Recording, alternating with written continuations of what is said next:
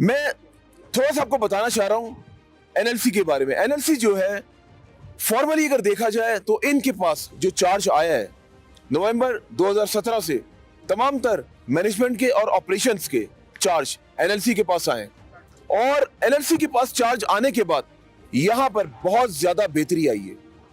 और एक और चीज बहुत ज्यादा इंपॉर्टेंट, पहले ऐसा होता था कि यहां पर अगर सुस ड्राईपोर्ट की बात की जाए तो यहां पर 8 महीने काम होता था और 4 महीने नहीं होता था, यानी कि 1 दिसंबर से 31 अप्रैल तक यहां पे काम रोक दिया जाता था, ऑपरेशंस को रोक दिया जाता था।